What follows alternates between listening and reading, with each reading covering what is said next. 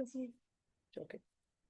Om Namo Bhagavate Vasudevaya. Om Namo Bhagavate Vasudevaya. Om Namo Bhagavate Vasudevaya. Om Namo Bhagavate Vasudevaya. Om Namo Bhagavate Vasudevaya. Om Namo Bhagavate Vasudevaya. Narayanam Namaskritya Naram Chaiva Narottamam Devim Saraswatim Vyasam Tato Jayam Mudirayet Nashtaprayeshva Bhadreshu Nityam Bhagavata Sevaya Bhagavatyuttama-shloke Bhaktir Bhavati Naishtiki Namo Vishnupadaya Krishna Presthaya Bhutale Srimate Bhakti Vedanta Swaminiti Namine Namaste Saraswate Deve Gauravani Pracharine Nirvishesha Shunyavadi Paschatya Deshatarine Jai Sri Krishna Chaitanya Prabhu Nityananda Sri Advaita Gadadhara Sri Vasadi Gaura Bhakta Vrinda Hare Krishna Krishna Krishna Hare Hare Hare Rama Rama Rama Hare Hare Granth Raj Srimad Bhagavatam ki Jai Srimad Bhagavad Gita as it is ki Jai Srila Prabhupada ki Jai समवेत गौर भक्त वृंद की जय। ओम अज्ञानतिमिरान्धस्य ज्ञानाञ्जनशलाकया चक्षुरुन्मीलितं येन तस्मै श्री गुरवे नमः। Hare Krishna, dear devotees, welcome to today's Srimad Bhagavatam for all session. So yesterday we celebrated Govardhana Puja, and on Rasapriya's request we will continue reading because we read only Govardhana Puja chapter yesterday. The next chapter is devastating rainfall in Vrindavan. What happened after Govardhana Puja, that we will be reading today. So we'll just read the next chapter. But before we do that, like every day, we will be reciting the 16th chapter of Bhagavad Gita, only verses. Then we will be reciting Kunti Maharani's prayers. And after that, we will read Govardhan Puja. Govardhan Dharan Lila, or devastating rainfall in Vrindavan. Also, today is the disappearance day of Vasudev Ghosh. Time permitting, I would like to read about Vasudev Ghosh also. So let's begin. First, we will be reciting the 16th chapter of Bhagavad Gita.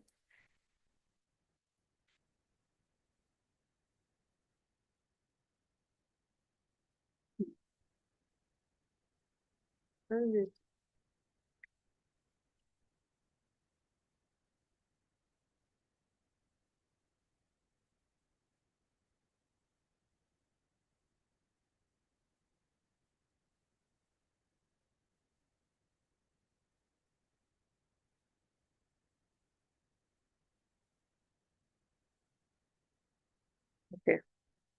Chapter 16.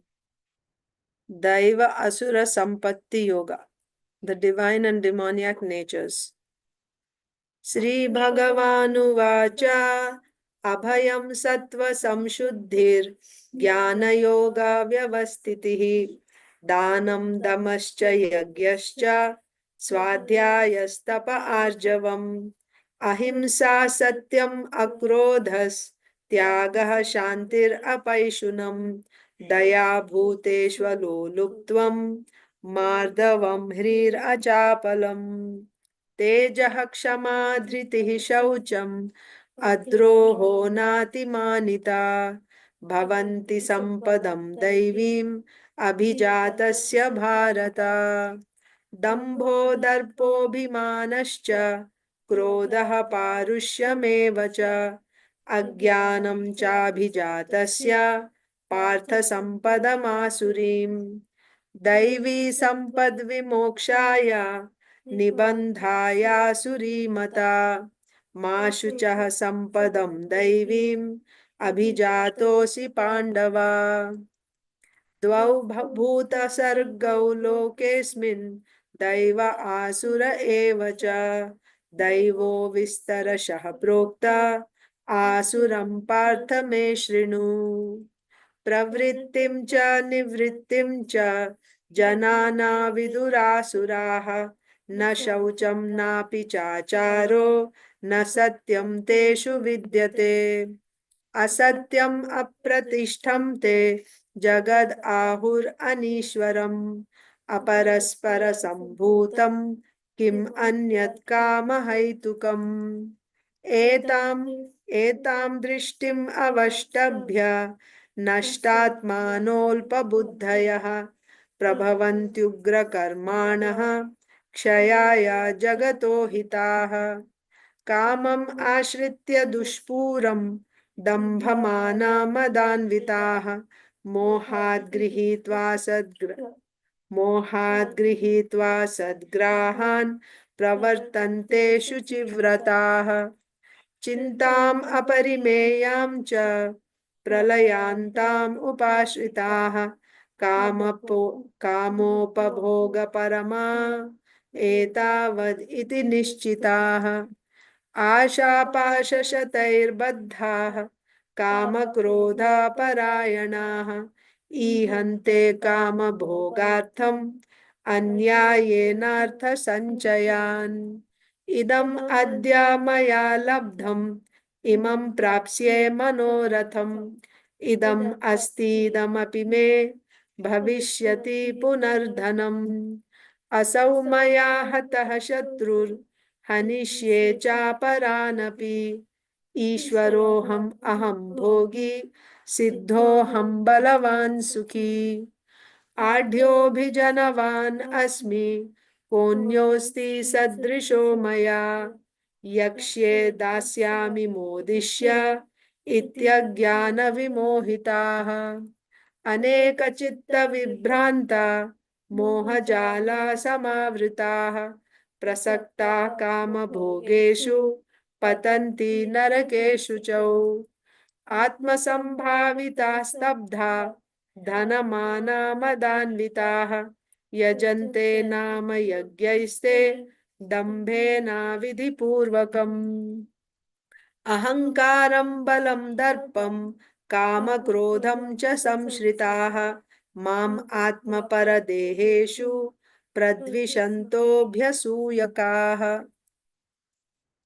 तान् अहं द्विषतः क्रूरान् संसारेषु नराधमान् क्षिपाम्यजस्रम् अशुभान् आसुरीष्वेव योनिषु आसुरीं योनिमापन्ना मूढा जन्मनि जन्मनि माम् अप्राप्यैव कौन्तेय ततो यान्त्यधमां गतिम् त्रिविधं नरकस्येदं द्वारं नाशनमात्मनः कामः क्रोधस्तथा लोभस्तस्मादेतत्त्रयं त्यजेत् एतैर्विमुक्तः कौन्तेय तमोद्वारैस्त्रिभिर्नरः आचरत्यात्मनः श्रेयस्ततो याति परां गतिम् यः शास्त्रविधिमुत्सृज्य वर्तते कामकारतः न स सिद्धिम् अवाप्नोति न सुखं न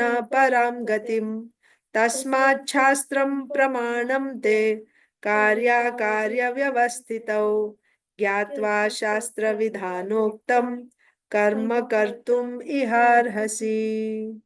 I'm thinking I'll read only translations also, just so that you know what's going on here.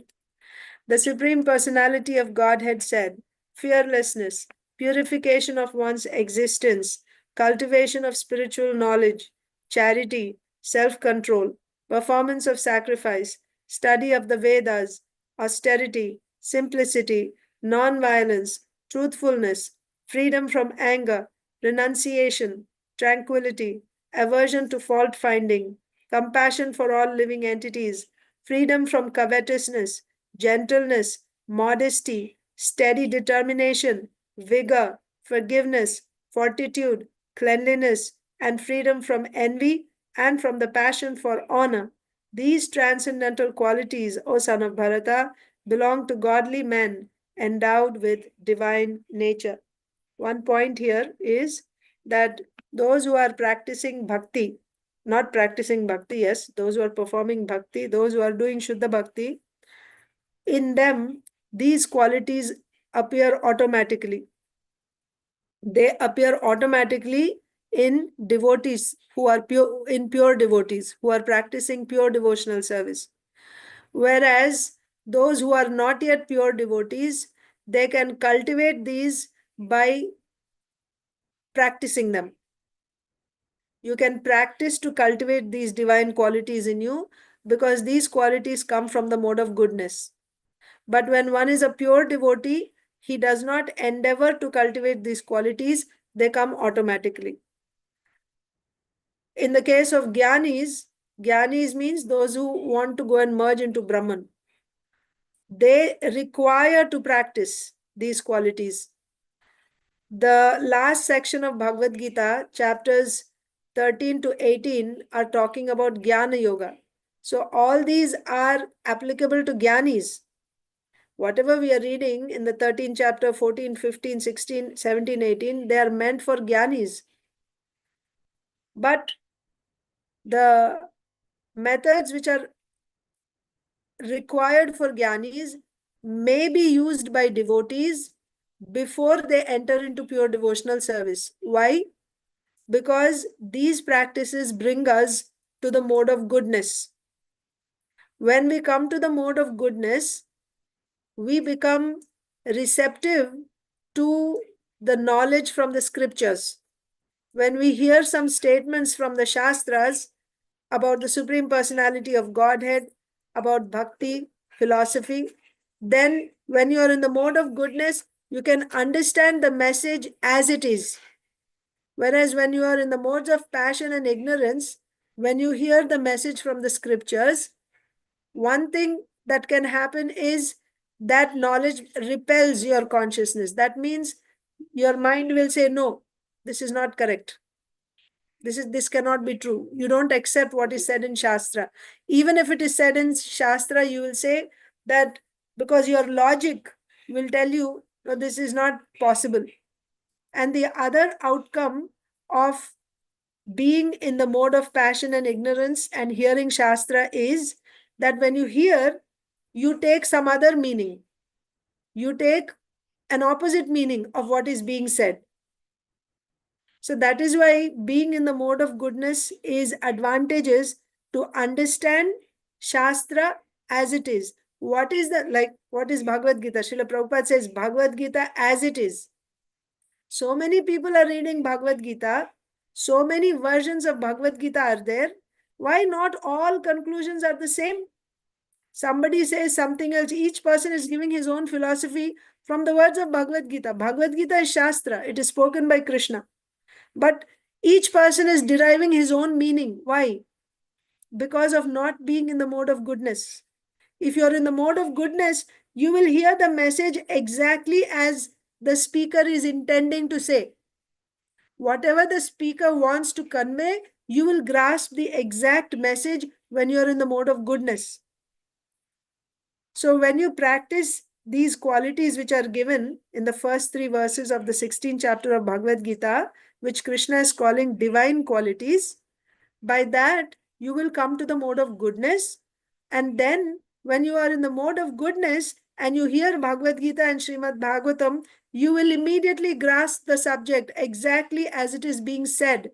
And what is the conclusion of Shastra? The conclusion of Shastra is surrender to Krishna. So very quickly, when someone is in the mode of goodness, very quickly he will be able to understand what the Shastra is saying. And by the mercy of a pure devotee, when he hears the conclusion of the Shastra, he'll have no problem accepting. What is the conclusion of Shastra? Sarva dharman parityajya mamekam sharanam vraja. Just drop everything, surrender to Krishna. A person who is in the mode of goodness, and when he comes in the association of a pure devotee, he can take that mercy right away and he can surrender to Krishna. His firm faith can be formed very quickly if he is in the mode of goodness. That is why mode of goodness is favorable for devotees also. Although it is still a material mode, Goodness, passion, and ignorance are all three material modes, but mode of goodness is favorable because it is a favorable ground, favorable platform for one to develop full faith, Dhrida Shraddha, by which they can surrender to Krishna. And once you surrender to Krishna and you begin pure devotional service, do you still need to practice these qualities? No, because then your faith is only in Krishna. You are not looking at becoming a very good person, or no. You're at that time when you become a pure devotee, your only goal is to chant Hare Krishna 24 hours, to render direct devotional service to Krishna, to spread Krishna's message. So you are not practicing anything other than direct devotional service when you become a pure devotee, when you enter pure devotional service. But here, these chapters are talking about the Gyanis, and for the Gyanis, they have to practice, not just in the initial stages, they have to practice, because how this practice of these Jnana sadhanas helps Gyanis is they also come to the mode of goodness. The main uh, purpose of practicing these qualities is to increase the mode of goodness in us. So when the Gyanis, their mode of goodness is increased, they also need to hear from Shastra. But what do they hear? They hear Upanishads. And in the Upanishads, absolute truth is described as Brahman, the uh, the supreme absolute truth without any attributes. They will be able to grasp that subject very nicely when they are in the mode of goodness. They will be hearing from their Tattvadarshi Guru about Brahman, and mode of goodness helps them to grasp that subject, to understand Brahman. And then also, the next thing is their practice is to see, to get this Nirbheda Jnanam. Nirbheda Jnanam means not seeing any attributes in anything that we see. Not only in Brahman. What is the understanding? Everything is Brahman. So the whole world is Brahman. My phone is Brahman, my bottle is Brahman, my table is Brahman, my daughter is Brahman, my laptop is Brahman. So Brahman has no attributes. That means I should not see the attribute of any object. Mode of goodness helps in that also. So for them it is essential. Without practicing these jnana sadhanas, they cannot actually progress on their path. But in pure devotional service, until one comes to the platform of pure devotional service, he can take help. It's not necessary, but it is certainly advantageous. When we come to the mode of goodness, it quickens the process, right? It makes our process faster. But once you come to pure devotional service, do you need to practice? No. On the contrary, even without practicing, all the divine qualities come in a pure devotee. They don't practice, but these qualities automatically appear in a devotee. So that's the first three verses are talking about the divine qualities. We just saw what these divine qualities are. The rest we will discuss tomorrow. Now let's read Kunti Maharani's prayers.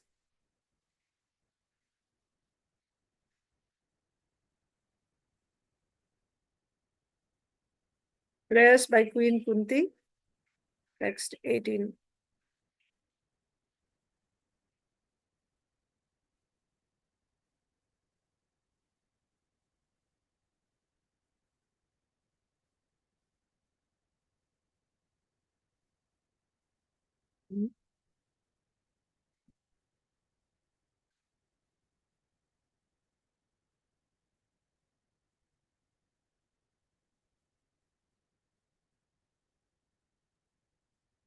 Okay, text 18. Please recite. कुन्त्युवाच नमस्ये पुरुषं त्वाद्यम् ईश्वरं प्रकृते परम् अलक्ष्यं सर्वभूतानाम् अन्तर्बहिरवस्थितम् मायाजवनिकाच्छन्नम् अज्ञादोक्षजमव्ययम् न लक्ष्यसे मूढदृशा नटो नाट्यधरो यथा तथा परमहंसानाम् मुनीनाम् अमलात्मनां भक्ति योगा विधानार्थं कथं पश्येम हि स्त्रियः कृष्णाय वासुदेवाय देवकी नंदनाय च नन्दगोपकुमाराय गोविन्दाय नमो नमः। नमः पंकजनाभाय नमः पंकजमालिने नमः पंकजनेत्राय नमस्ते पंकजांग्रये। यथा हृषीकेशखलेन देवकी कंसेन रुद्धाति चिरां सुचर्पिता विमोचिताहं च सहात्मजा विभो त्वयैव नाथेन मुहुर्विपद्गणात् विशान्महाग्ने पुरुषाददर्शनात् असत्सभाया वनवासकृच्छ्रतः मृदे मृदेनेकमहारथास्त्रतो द्रौण्यस्त्रतश्चास्म हरेभिरक्षिताः विपदः सन्तु सत्ताः शश्वत् तत्र तत्र जगद्गुरो भवतो दर्शनं यत् स्यात् अपुनर्भव दर्शनम् जन्मैश्वर्यश्रुतश्रीभिरेधमानामदः पुमान् नैवार्हत्यभिधातुं वै त्वाम् अकिञ्चन गोचरम् नमो किञ्चन वित्ताय निवृत्ता गुणवृत्तये आत्मा रामाय शान्ताय कैवल्यपतये नमः। मन्ये त्वां कालमीशानम् अनादिनिधनं विभुं समं चरन्तं सर्वत्र भूतानां यन्मितः कलिः न वेद कश्चित् भगवंश्चिकीर्षितं तवेहमानस्य नृणां विडम्बनम् न यस्य कश्चित् दयितोऽस्ति कर्हिचित् द्वेष्यश्च यस्मिन् विषमा मतिर्नृणाम् जन्म कर्म च विश्वात्मन् अजस्याकर्तुरात्मनः तिर्यन्निशिषु यादस्सु तद् अत्यन्तविडम्बनम् गोप्या ददे त्वयि कृतागसिदाम तावत् या ते दशाश्रुकलिलाञ्जनसम्भ्रमाक्षम् वक्त्रं निनीय भयभावनया स्थितस्या सा मां विमोहयति भीरपि यद् बिभेति केचिद् आहुरहं जातं पुण्यश्लोकस्य कीर्तये यदो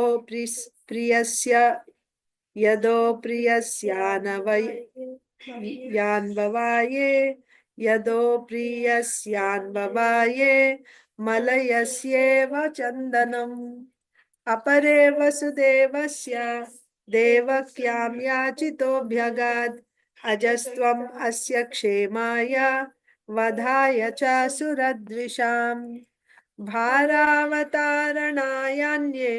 भुवो नाव इवो दधौ सीदन्त्या भूरि भारेण जातो ह्यात्मभुवार्थितः भवेस्मिन् क्लिश्यमानानाम् अविद्या कामकर्मभिः श्रवणस्मरणार्हाणि करिष्यन्निति केचन शृण्वन्ति गायन्ति गृह्णन्त्यभीक्ष्णशः स्मरन्ति नन्दन्ति तवेहितं जनाः त एव पश्यन्त्यचिरेण तावकम् भवप्रवाहो परमं पदाम्बुजम्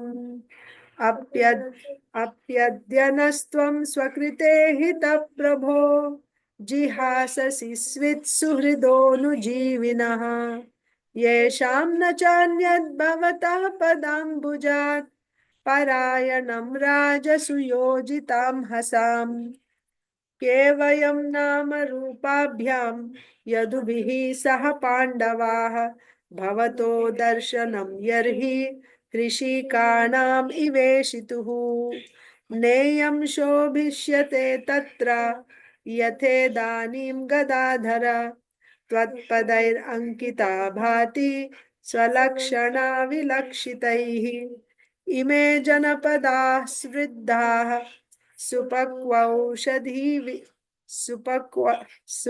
सुपक्वौषधिविरुधः वनाद्रिनद्युदन्वन्तो ह्येदन्ते तव वीक्षितैः अथ विश्वेश्व विश्वात्मन् विश्वमूर्ते स्वकेषु मे स्नेहपाशम् इमं छिन्धि दृढं पाण्डुषु वृष्णिषु त्वयि मे नन्य विषया मतिर्मधुपते सकृत् रतिम् उद्वहताद् अद्धा गंगे वौघम् उदन्वति श्रीकृष्ण कृष्ण सख वृष्णि ऋषभावनिद्रुग राजन्यवंश दहनानपवार्ग वीर्या गोविन्द गोद्विज सुरार्ति हरावतारा योगेश्वराखिल गुरो भगवन् नमस्ते. Today we won't read translation because we also have to cover Govardhana Lila. We're reading from Krishna book, chapter 25, Devastating Rainfall in Vrindavan. So what did we read yesterday? What was the last thing that happened?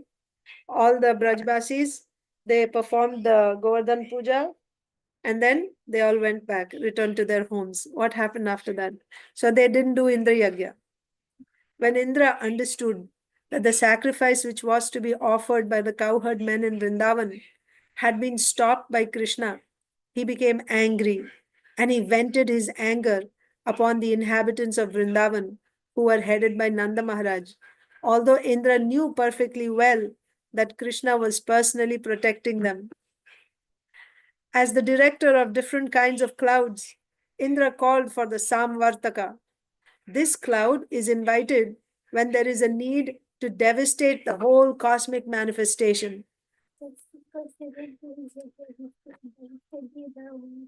Right. Just because not that everyone stopped Indra Yagya. One small village, they didn't do Indra Yagya.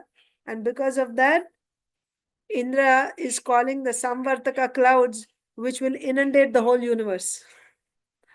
The Samvartaka was ordered by Indra to go over Vrindavan and inundate the whole area with an extensive flood.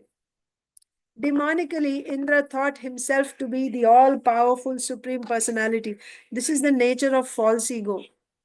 When we are under the influence of false ego, we forget the real position. Even though one may be a devotee, if you're not a pure devotee, Indra is not a pure devotee, he's a mixed devotee, right? But because of false ego, you even forget the authority of the Supreme Lord. Demonically, Indra thought himself to be the all-powerful Supreme Personality. When demons become very powerful, they defy the Supreme Controller, the personality of Godhead. Indra, though not a demon, was puffed up by his material position and he wanted to challenge the Supreme Controller. He thought himself, at least for the time being, as powerful as Krishna. Indra said, just see the impudence of the inhabitants of Vrindavan. They're simply inhabitants of the forest, but being infatuated with their friend Krishna, who is nothing but an ordinary human being, they have dared to defy the demigods.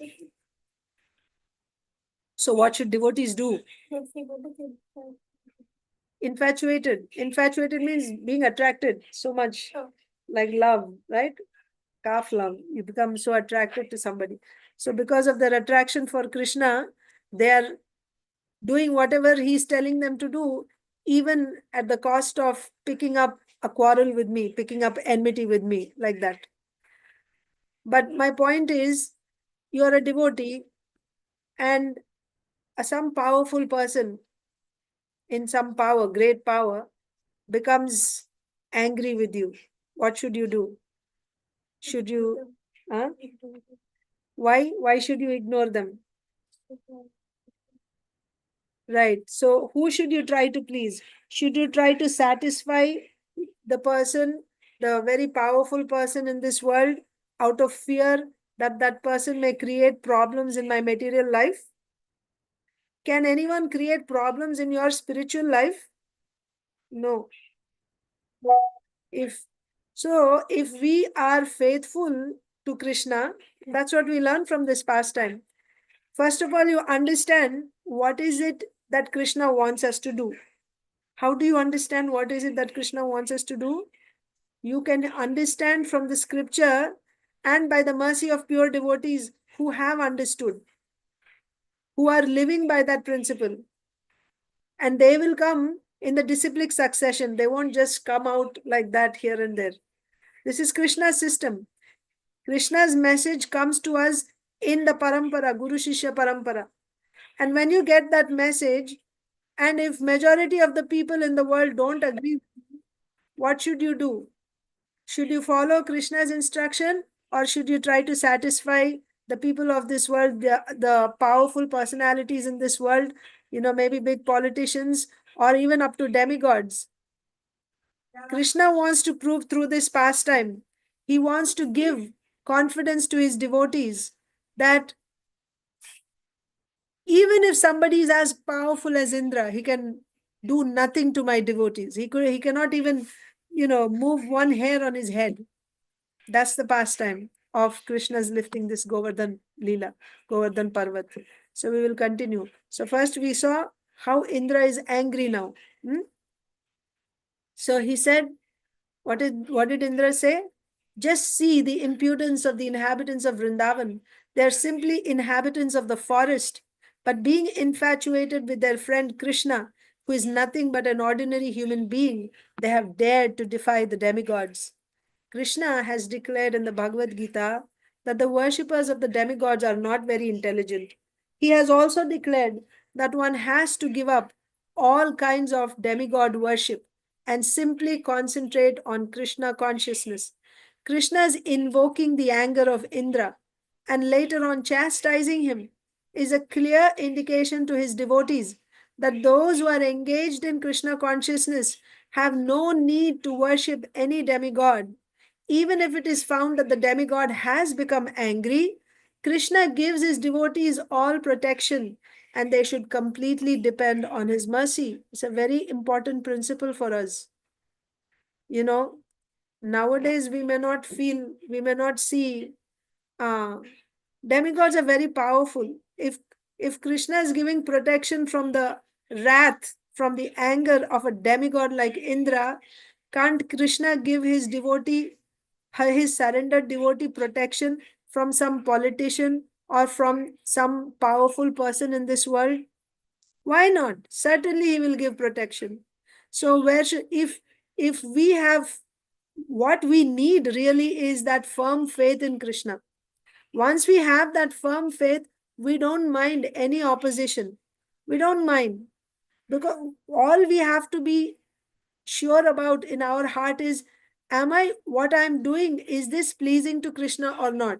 Is it pleasing to our Guru Parampara or not? It's not by popular vote that you can decide what is right and what is wrong. This is bogus system. By popular vote, you cannot come to a conclusion about what is the right thing to do. Because these people who are voting, the popular means what? The people, majority. On what basis are they choosing something? On the base of their material mind and intelligence.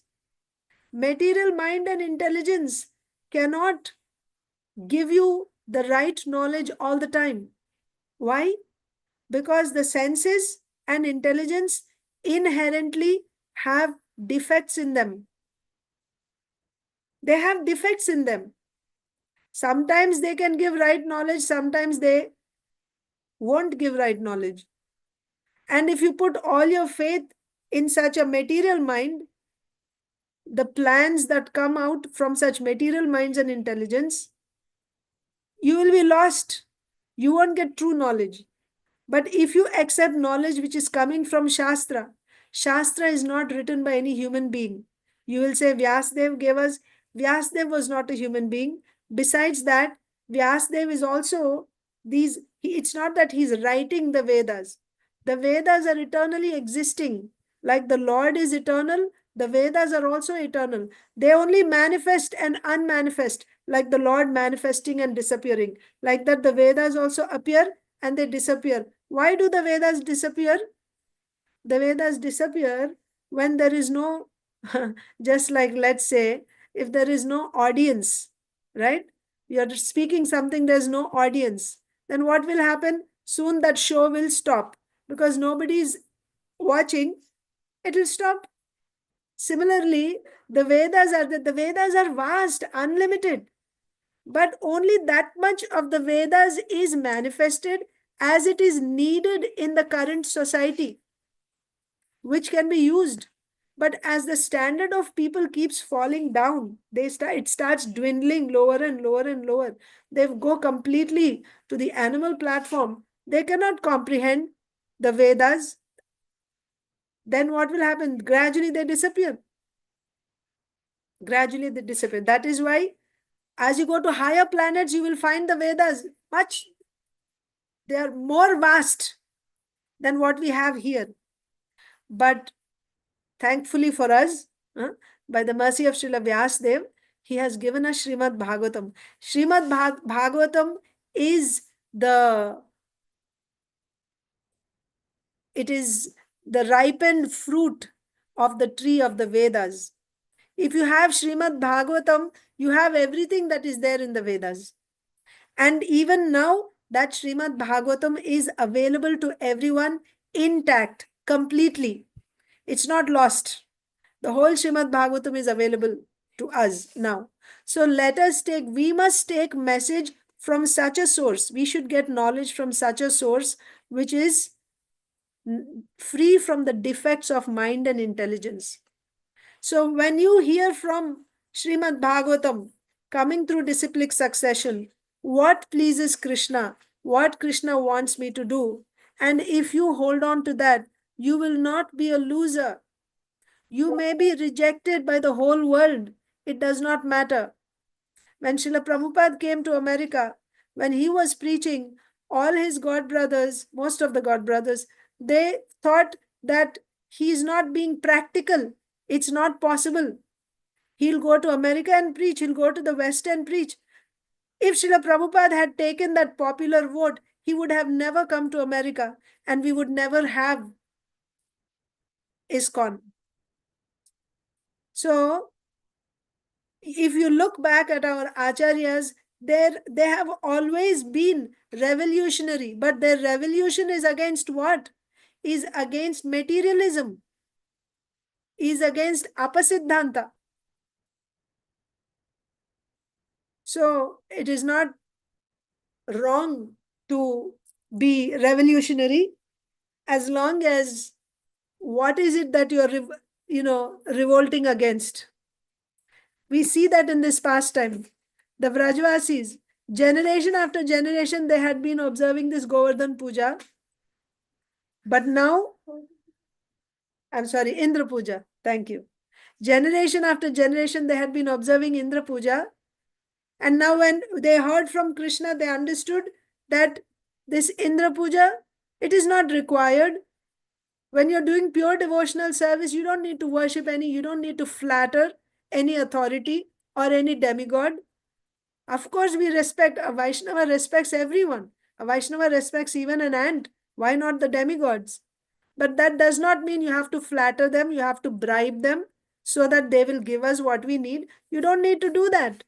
If you simply surrender your life to Krishna, he will give you full protection. And Krishna wants to show this to his devotees through this pastime. You don't have to worry about anyone else. It's the dealing between you and Krishna. If you please Krishna, then Krishna will protect you. But you have to please him properly. You cannot simply say, yes, now I'm a devotee of Krishna. But then if I'm not actually surrendered, then you're neither here nor there. Speaking externally is not sufficient. Actually applying it in our life is more important. So with that, let's continue reading this pastime. So Indra is saying, or actually Srila Prabhupada is saying here, that even if it is found that the demigod has become angry, what should you do? What is Krishna saying here? Krishna's invoking the anger of Indra and later on chastising him is a clear indication to his devotees that those who are engaged in Krishna consciousness have no need to worship any demigod, even if it is found that the demigod has become angry. Krishna gives his devotees all protection, and they should completely depend on his mercy. Indra cursed the action of the inhabitants of Vrindavan and said, by defying the authority of the demigods, the inhabitants of Vrindavan will suffer in material existence. Having neglected the sacrifice to the demigods, they cannot cross over the impediments of the ocean of material existence. He's saying that they won't get liberation because they are not doing Indra Puja. Can Indra give liberation? No. But because of his post, now he began to think that he is the Supreme Lord. He is the one who's going to deliver everyone. He's going to stop their liberation. So Indra further declared, these cowherd men in Vrindavan have neglected my authority on the advice of this talkative boy who is known as Krishna. He is nothing but a child, and by believing this child, they have enraged me. Thus he ordered the Samvartaka cloud to go and destroy the prosperity of Vrindavan. The men of Vrindavan, said Indra, have become too puffed up over their material opulence. Atmavat manyate jagat. If you are puffed up yourself, you think the other person is puffed up. So Indra is saying, the men of Vrindavan have become too puffed up over their material opulence and are overconfident due to the presence of their tiny friend Krishna. He is simply talkative, childish, and unaware of the complete cosmic situation, although he is thinking himself very advanced in knowledge. Because they have taken Krishna so seriously, they must be punished. They should be destroyed with their cows. See, they should be destroyed with their cows. He will destroy the cows also. In this way, Indra ordered the Samvartaka cloud to go to Vrindavan and inundate the place. It is indicated here that in the villages or outside the towns, outskirts of cities and in villages, the inhabitants must depend on the cows for their prosperity.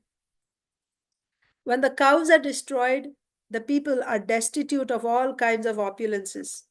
Yes, any place which becomes devoid of cows, that place, that whole civilization will vanish in a very short time. Any place where you don't see any cows, that entire civilization will vanish. Let's take a village. If in a village, if there are no cows, soon the whole village will disappear. Nobody will live there. People will move out. Nobody can live there. Cows are an essential part of our life. We cannot, it's a need. We cannot live without cows. Any society. So, when the cows are destroyed, the people are destitute of all kinds of opulences. When King Indra ordered the Samvartaka and companion clouds to go to Vrindavan, why are the cows so important? Think about it. Our mother gives us milk. Our mother nourishes our body while we are in her womb for 9 months. And after we take birth, she nourishes our body with her milk, her breast milk. But for how long can the mother nourish you? Let's say for 4 years, if at all, even if the mother is nursing the baby for 4 years. After that, for the remaining 96 years, who is nourishing your body?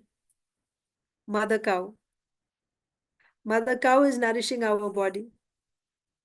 If the cow is not there, we cannot survive. We cannot survive. Cow milk is essential. When King Indra ordered the Samvartaka and companion clouds to go to Vrindavan, the clouds were afraid of doing this mischief. This is such a big step, huh? Yeah, they're more intelligent because they're not as puffed up as Indra. Their predicament is they are servants of Indra, but they understood, right? Go and kill the cows, right? Pick up a fight with Krishna. So they were afraid of doing this mischief. But King Indra assured them, "You go ahead, and I will also go, riding on my elephant, accompanied by great storms.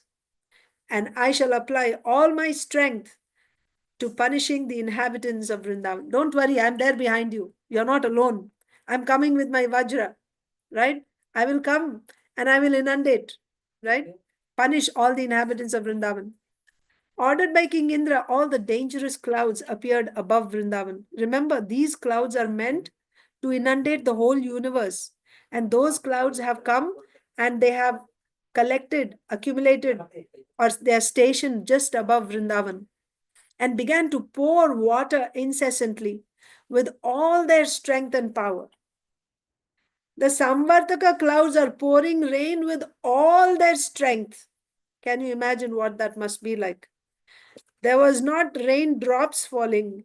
There were pillars of rain falling, pillars, big, huge pillars of water just falling down on Vrindavan.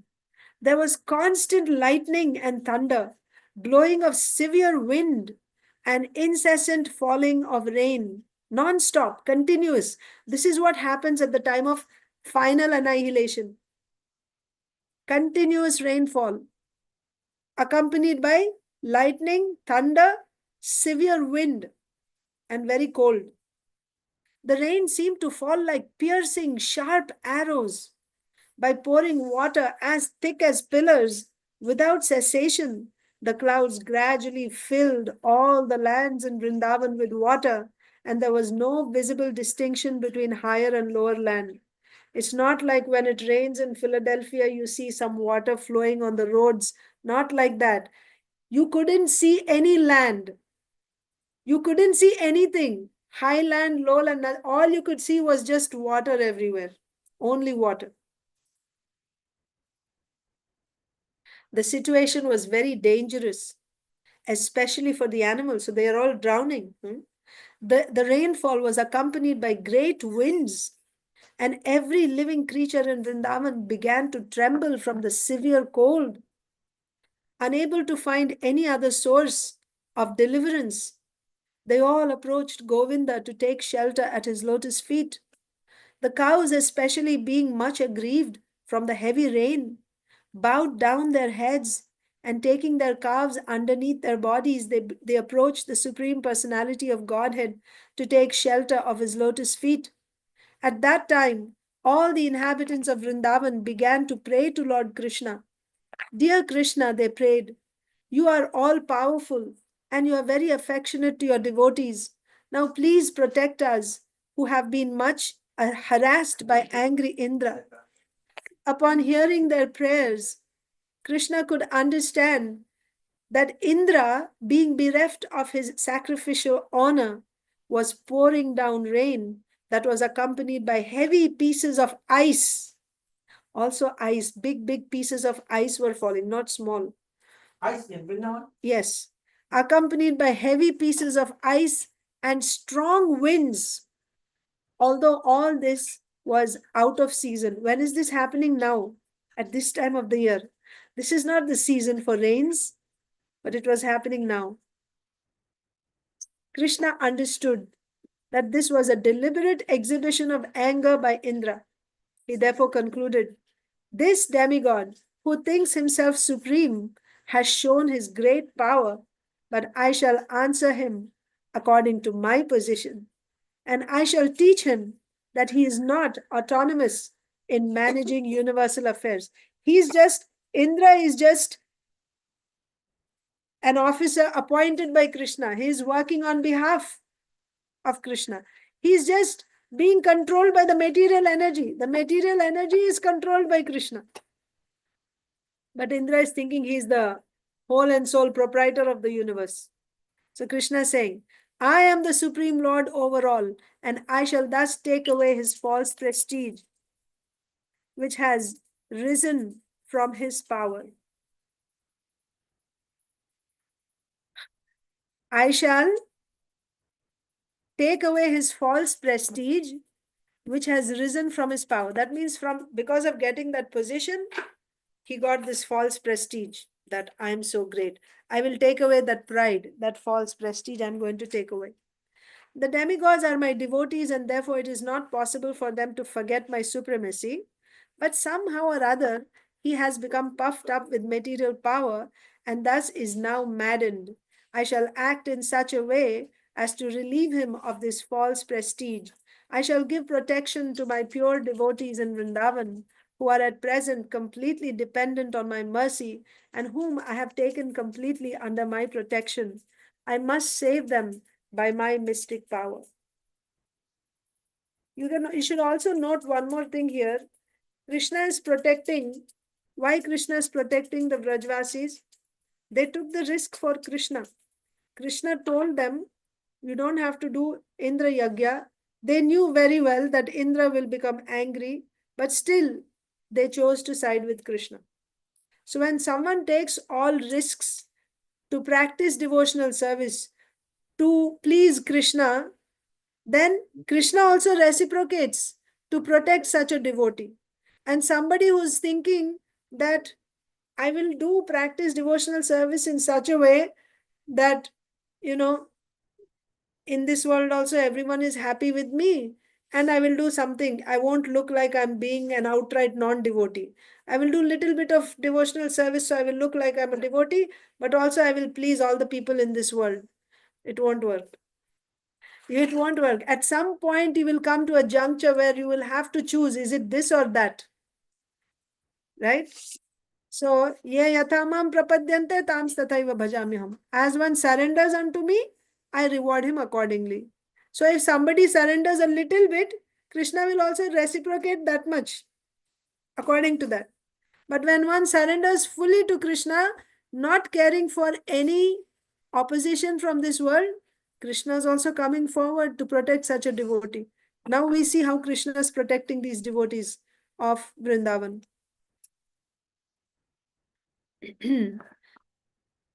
So Krishna said that I shall give protection to my pure devotees in Vrindavan, who are at present completely dependent on my mercy and whom I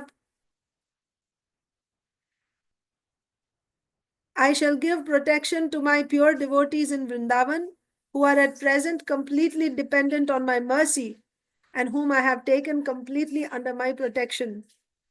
I must save them by my mystic power. This is the confidence of the cowherd boys. They see big, big demons coming, but they don't feel afraid. They walked right into Aghasur, knowing that this is a serpent. Yes. At one point they could realize, remember, finally they made all types of speculations. Maybe this is a like a playground or something, it's a cave. But then they realized, no, this is a big serpent and these are its fangs and this is the tongue. Still they went inside. Why? We have Krishna with us. That's their confidence. Krishna will protect us. Thinking in this way, Lord Krishna immediately picked up Govardhan with one hand, exactly as a child picks up a mushroom from the ground. Thus he exhibited his transcendental pastime of lifting Govardhan hill. Lord Krishna then, under the umbrella of Govardhan hill, which I have just... Lord Krishna then addressed his devotees, my dear brothers, my dear father, my dear inhabitants of Vrindavan, you can now safely enter under the umbrella of Govardhan Hill, which I have just lifted. Do not be afraid of the hill and think that it will fall from my hand. The clouds are falling. Do not be afraid of the hill and think that it will fall from my hand. You have been too much afflicted from the heavy rain and strong wind. Therefore, I have lifted this hill, which will protect you exactly like a huge umbrella. I think this is a proper arrangement to relieve you of your immediate distress. Be happy along with your animals underneath this great umbrella. Being assured by Lord Krishna, all the inhabitants of Vrindavan entered beneath the great hill along with their property and animals, and they all appeared to be safe. So wasn't everything in places? Like it's the ground.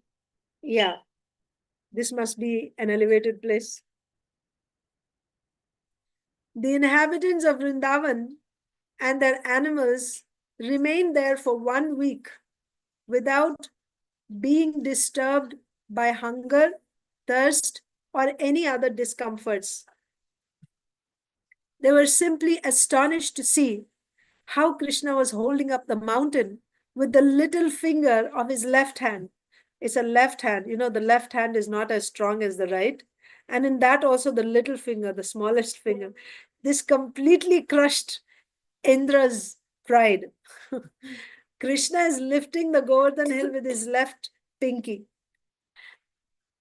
And what was the condition of the inhabitants? They were simply astonished to see how Krishna was holding up the mountain with the little finger of his left hand.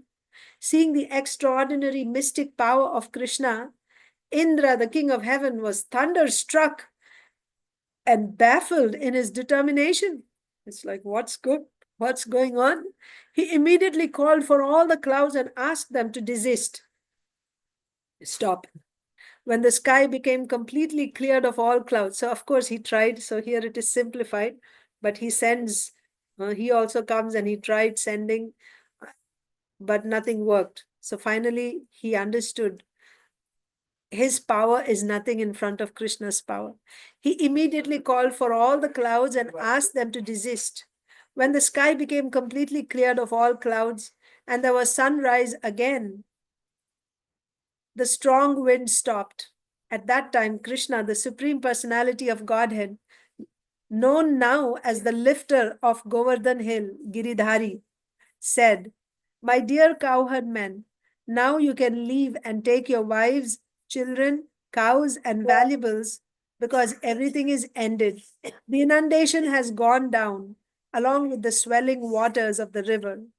All the men loaded their valuables on carts and slowly left with their cows and other paraphernalia.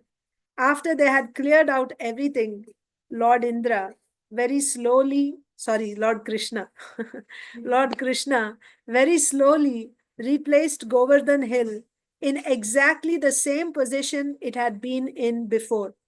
When everything was done, all the inhabitants of Vrindavan approached Krishna with feelings of love and embraced him with great ecstasy.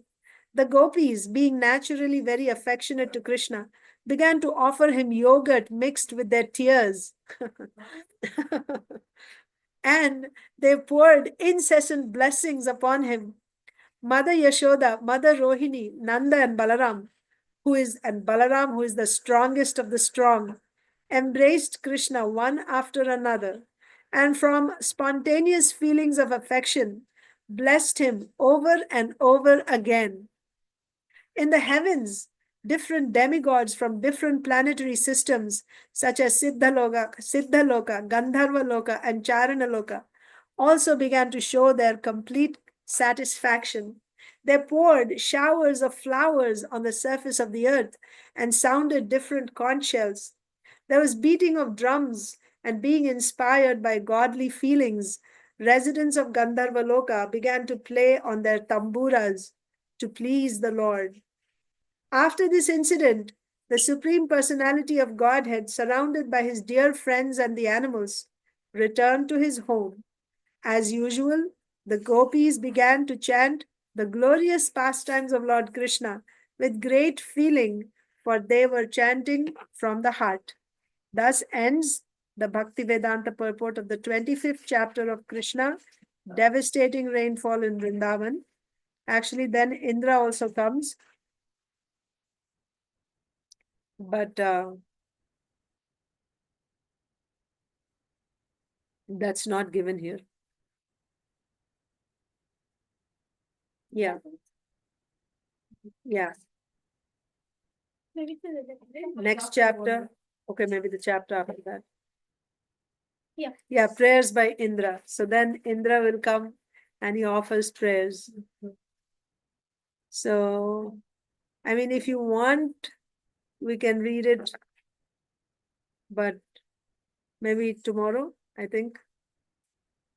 and we can conclude with this chapter tomorrow. Prayers by Indra.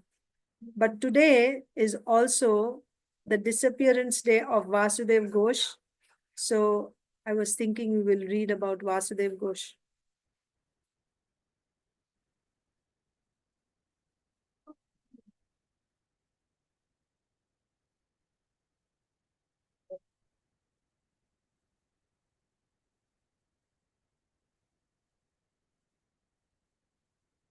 Okay.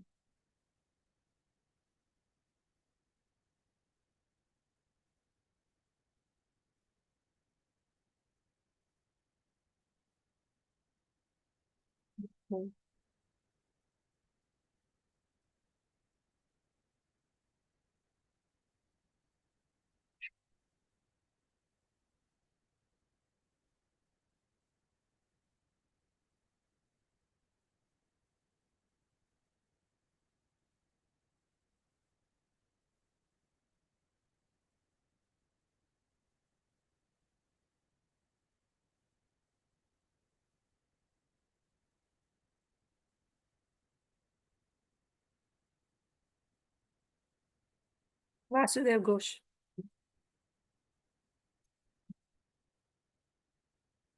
I'll just read.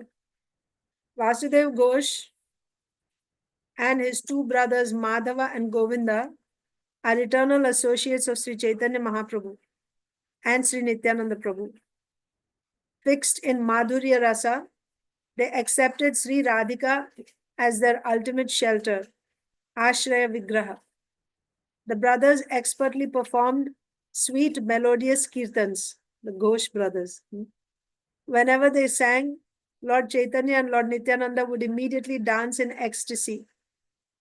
Every year, they came for Ratha Yatra in Jagannath Puri.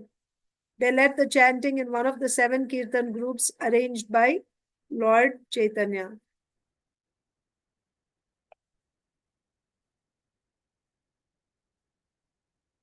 Vasudev Ghosh used his music and song to preach in Bengal. He wrote many Bengali songs about Lord Gauranga, which are still sung by devotees.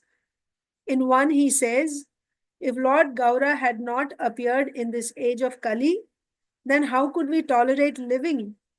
He has given the very essence, the very charm of life, divine love, without which it is impossible to live in this world. Without Chaitanya Mahaprabhu, how could we ever know that Srimati Radharani reigns supreme in the kingdom of divine love? Having received all these things from Lord Gaura Hari, now we think life is worth living. In another bhajan, Vasudev Ghosh says, in your former Lila, as Lord Ramchandra, you became famous for constructing a floating bridge of stones across the sea to Sri Lanka. Now in this Kali Yuga, you have given us the bridge of Harinam Sankirtan, by which even the lame and blind can cross the sea of birth and death and attain the supreme spiritual happiness.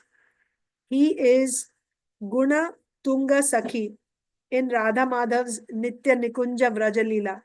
His samadhi is in the 64 Samadhis area in Vrindavan. So we'll read, there's only one biography, we can read that. Srila Vasudev Ghosh biography.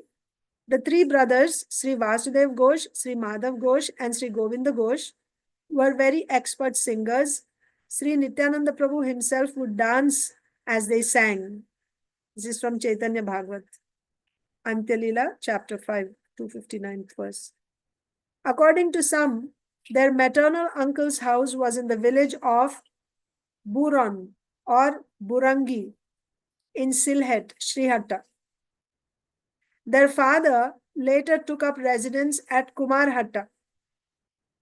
After residing there for some time, the 3 brothers came to live at Navadvip.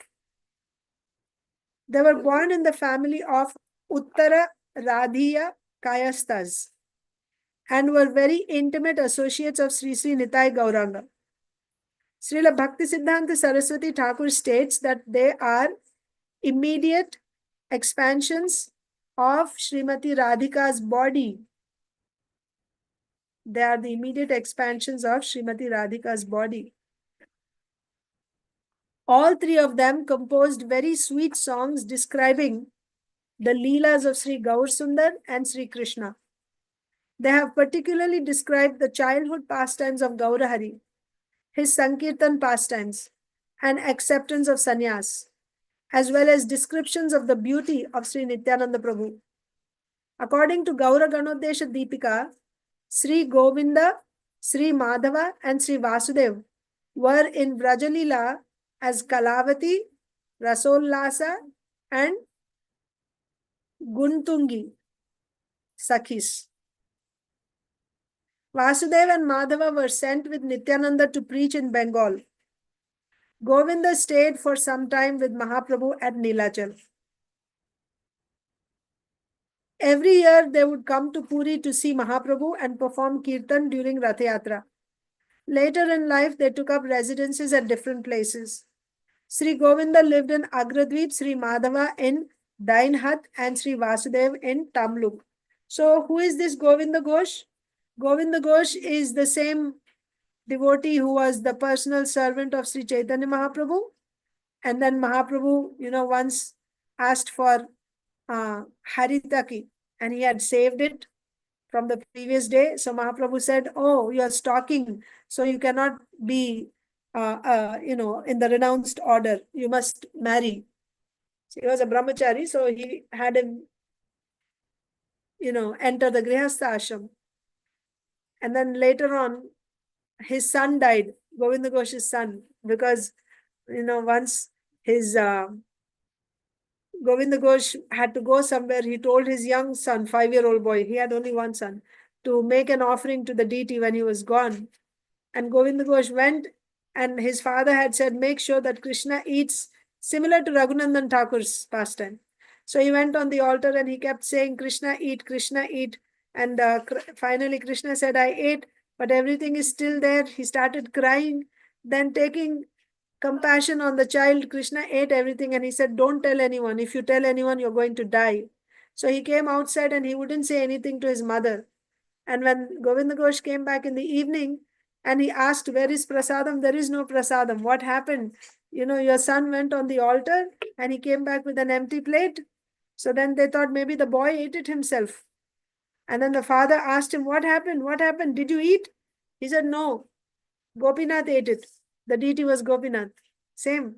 Here also Gopinath. And there also Raghunandan Thakur is also Gopinath only. But they're two separate pastimes. Different deities. So then Gopinath ate it. As soon as he said that, he died. That boy died. Govinda Ghosh's only son is, this boy, he died. So then Govinda Ghosh was, the deity actually told Govinda Ghosh, don't worry that your only son is dead. I will become your son now. Crying, lamenting that only one son I had. Who will do my Shraddha? For my last, right. When I died, then Krishna says, I'm your son. I'll take care, don't worry. Yeah. So then for normal, like 21 days or 13 days, he observed all this Shraddha ceremony or something. So like that. So that is Govinda Ghosh's, the deity to this day. When Govinda Ghosh actually left his, entered the eternal pastimes of the Lord, at that time, because his son was not there, when the devotees entered the deity room, they saw that the deity was wearing white. When the father dies, they observe for 13 days, the son has to observe that. So the deity was observing it for Govinda Ghosh because the son of Govinda Ghosh died. So Krishna said, now I will become your son. I will do everything that a son is supposed to do. Like that. So that is Govinda Ghosh, and his other brothers are Madhav Ghosh and Vasudev Ghosh. Today is the disappearance day of Vasudev Ghosh. So when Mahaprabhu told Nityananda Prabhu to go and preach in Bengal, everyone was in Puri. They would go to Jagannath Puri to attend the Ratha Yatra. So at that time, after Ratha Yatra, Mahaprabhu told, one second.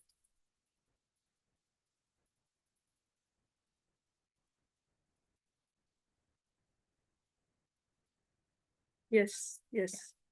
Mahaprabhu told uh, uh, Nityananda Prabhu to go, and we actually read this when we were reading Sri Chaitanya Bhagavat. Mahaprabhu told that, if you simply sit here in Jagannath Puri comfortably, how will the whole world be delivered? You should go and preach. So at that time, there are 12 Gopals. 12 Gopals are the 12 associates of Krishna, of Lord Balaram in Golok Vrindavan Dham. So they also appeared in Chaitanya Lila. So taking his associates, Nityananda Prabhu went to Bengal to preach. So along with Nityananda Prabhu, these two brothers also went. Who? Vasudev Ghosh and Madhav Ghosh. Govind Ghosh remained with Sri Chaitanya Mahaprabhu to be his servant. Later on, he also entered Grihastha Ashram. So now coming back to our reading here about Vasudev Ghosh. Vasudev and Madhav were sent with Nityananda to preach in Bengal. Govinda stayed for some time with Mahaprabhu at Nilachal. Every year they would come to Puri to see Mahaprabhu and perform kirtan during Rath Yatra. Later in life, they took up residences at different places. Sri Govinda lived in Agradweep, Sri Madhava in Dainhad, and Sri Vasudev in Tamluk. Sri Govinda Ghosh and the Pindadan Lila. Oh, that's what I told you just now. When Mahaprabhu set out for Sri Vrindavan from Nilachal with his devotees, from Nilachal, Mahaprabhu is going to Vrindavan. Govinda Ghosh was also present. There is an incident described by one Achyutacharan Chaudhary. One day, Mahaprabhu, after accepting his noon meal, extended his hand, thus requesting some haritaki, dried fruit, which aids in digestion.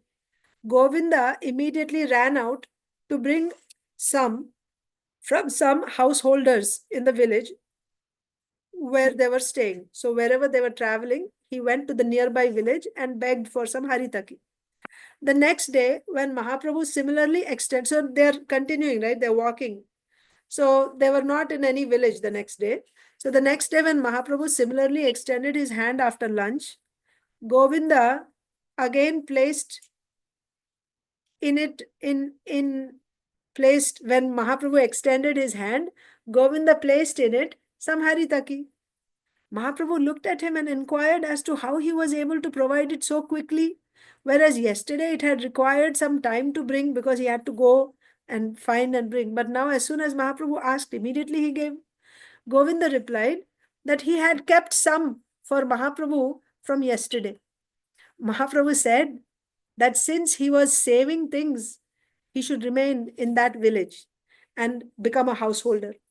He should worship Sri Gopinathji there. As per the order of Mahaprabhu, Govinda began to worship Gopinathji.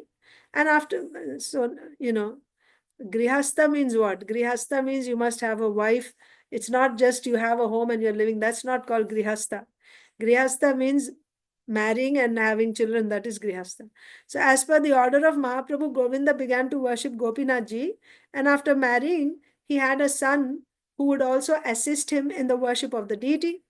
But his wife and then later his son passed on to the next world. So how they passed on, that's not given here. But the son died. Govinda became very sad. In a fit of anger, he lay down on his bed. He didn't cook anything that day. Neither he ate anything. Neither did he offer anything to Gopinathji. In the night, Gopinath came and began to massage Govinda's legs. Then he asked him, I don't understand your intelligence. One of your sons dies and you decide what's the point in feeding the other one? That means I'm also your son. You have two sons. One is me, Gopinath, and the other one. So one of your sons died. So you decide that you'll starve the other son also. I don't understand your intelligence. Like this Gopinath is saying to Govinda, Gopinath deity, and he's massaging Govinda's feet. Then he asked him, I don't understand your intelligence. One of your sons dies and you decide what's the point in feeding the other one? Let him die also. Govinda replied, I don't know what you're talking about. I had only one son. Am I not also your son? You are feeding me and taking care of me as your son. Now, when I'm dependent on you, you decide to neglect me altogether. Well, anyway, now there's no one to perform my Shraddha and the offering of Pinda to my forefathers. Will you do that? So it was not like he's sitting and crying. That's why I was wondering that why would a pure devotee be concerned about this? That, oh, now my son is dead. Who will do my Pinda? That was not the concern. He was sad that his son died. And how did he say? How did his son die? His son died because he was offering, it was Gopinath's Lila, right? And then for no reason, he just died like that. So he was feeling sad. Then Gopinath said, I'm also your son. Why you're not taking care of me? Why you're not feeding me? Because one son died, now you're going to starve the other son also to death. So then, like a challenge, Govind Ghosh is saying, you're saying you're my son. Are you going to do my Shraddha like my son did? Like that. So then what is Gopinath saying here? Well, anyway, now there's no one to perform my Shraddha and the offering of Pinda to my forefathers. Will you do that? Yes, I can do it. Why not? So now you will give me something to eat? so, having heard Gopinath's reply, Govinda was very happy and got up to prepare an offering. To this day, the deity dresses in a plain white cloth and with a kusha grass ring on his finger, he offers Pinda on the disappearance day of Govinda Ghosh Thakur. Gopinathji's temple is a rickshaw ride away from Agradweep railway station on the Navadweep Katwa line. In Tamluk, at the Shripat of Vasudev Ghosh Thakur, is a very beautiful. So now today is the disappearance of Vasudev Ghosh. This story was about Govinda Ghosh. Don't get confused. So now we are talking about Vasudev Ghosh. With me, right? So Vasudev Ghosh is in Tamluk place. So at the Shripat of Vasudev Ghosh Thakur is a very beautiful deity of Mahaprabhu, standing with his hands in an interesting mudra, quite unlike any other deity of Mahaprabhu anywhere else. We don't know. In this connection, there is a story. When Vasudev Ghosh received the news of Mahaprabhu's departure from this world, he promptly proceeded to dig his own samadhi and then he sat down inside to wait for his final breath. Mahaprabhu then appeared there, and with one hand he offered his benediction, and with the other hand indicated that Vasudev should get up out of the hole. Well, I guess it's like, I didn't see the deity, but it must be like get up and with one hand blessing, like that. Yeah, like this. Yeah. But that's what it means. He's blessing with one hand, and with the other hand, he's saying, get up from that hole. Don't give your life up, like that. So that was about Srila Vasudev Ghosh. Srila Vasudev Ghosh Thakur ki jai. Srila Govinda Ghosh Thakur ki jai. Srila Madhav Ghosh Thakur ki jai. Srila Prabhupada ki jai. Samaveta Gaur Bhakta Vrinda ki jai. Thank you all very much, dear devotees. So please go then. We'll continue tomorrow. Hare Krishna.